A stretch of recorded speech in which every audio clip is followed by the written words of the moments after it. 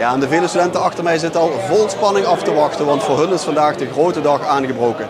De finale dag van de Brightlands Startup Challenge.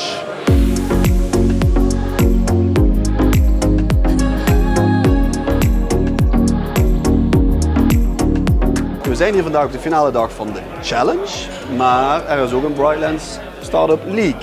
Hoe zit die connectie of wat is het verschil? Ja, ik denk met de challenge dat we vooral ondernemende studenten targeten die we willen juist opleiden en willen enthousiasmeren voor het ondernemerschap.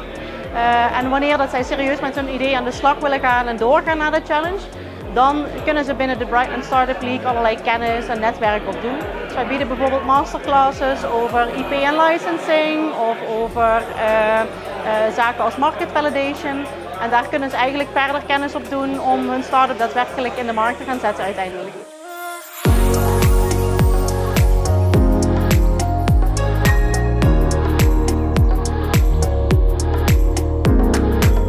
De Brightlands Startup Challenge, ja, het draagt jullie naam. Hoe belangrijk is die Brightlands Startup Challenge voor jullie als Brightlands? Die is voor ons heel belangrijk. Wat je natuurlijk in je regio wil, is dat alle mensen die met een goed idee zitten, de gelegenheid kunnen krijgen om dat ook tot wasdom te laten komen.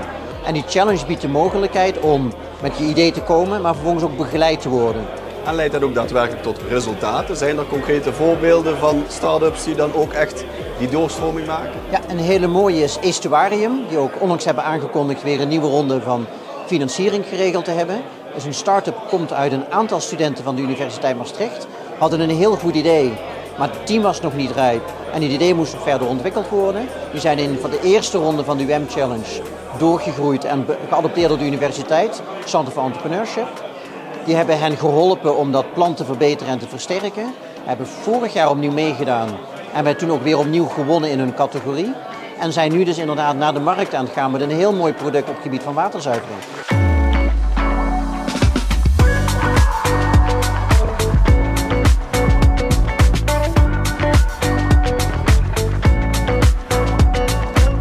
Startup Challenge gaat draait volop rondom startups. Jullie zijn daar ook dagelijks mee betrokken, toch? Ja, zeker. Als LIOF zijn wij zijn er voor de startups. En wat je hier vandaag ziet, dat zijn studenten die echt nog een idee hebben, een team gaan zoeken. Geld, gaan we ermee door of niet? Maar we zijn hier vandaag vooral omdat dat idee van vandaag is de start-up van morgen die bij LIOF gefinancierd kan worden. Dus, En financiering is één. Kunnen jullie nog meer voor startups betekenen of gaat het echt om die financiering? Nou, de meeste mensen kennen LIOF voor financieringen, maar we doen eigenlijk 3 dingen. Dus investeren, financieringen, innoveren en internationaliseren. Dus ook studenten die hulp nodig hebben om het product naar het buitenland te brengen of nog worstelen met sommige innovatievragen, daar kunnen we ook mee helpen.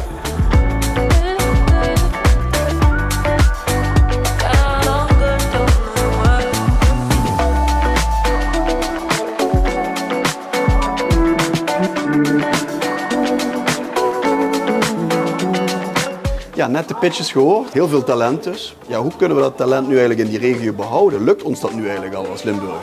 Lukt ons dat? Deels lukt het ons wel al. Deels hebben we nog wel wat uitdagingen. Hè? We proberen ook in het ecosysteem, ik vind meer eigenlijk de samenwerking. Hè? Ecosysteem vind ik een beetje te uitgebreid in de woordspeling. Maar meer, hoe kunnen we dit meer aan elkaar koppelen? En hebben we, noem ik het dan heel eventjes onderbiedig, de ballen om met elkaar ook die studenten en de ondernemers in de dop hier te houden, te behouden, te enthousiasmeren en te zorgen dat zij ook, ik zeg altijd, de studenten van nu zijn de ondernemers voor de toekomst. En als we dat kunnen bewerkstelligen in Limburg of regionaal, denk ik dat we een hele mooie missie hebben.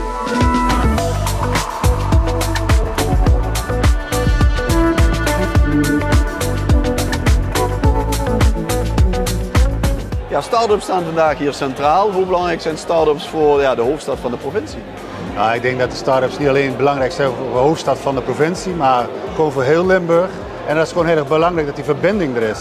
En daarmee heeft het ook een economische waarde voor Limburg. Maar het is ook belangrijk dat die studenten in deze omgeving blijven wonen. En daar moet naar gekeken worden dat we daar ook die studenten kunnen laten ontplooien. En dat kan in de start-ups, scale-ups. En dat kan natuurlijk straks ook in Randwijk als een van de voorbeelden wat we hebben in Maastricht.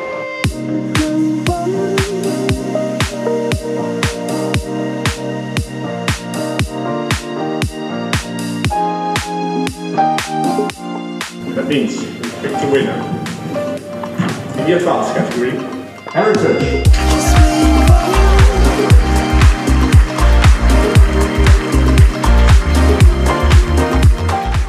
first of all, congratulations, of course, with the victory. Could you describe your idea in a few sentences? Thank you very much. So we make art more accessible, we bring it to the audience, and we make it monetizable for every stakeholder in the industry, for the private art owners and also for the art enjoyers. What does this challenge bring to you? This amount of money will allow us to cover our future exhibitions in NFT Paris, Art Dubai, to make the nice marketing campaign and enhance our prototype. Our business is about partnership, about the long-term partnership with the businesses, with the private collectors, and it will get us really big exposure in the industry in Maastricht, in the heart of the Europe.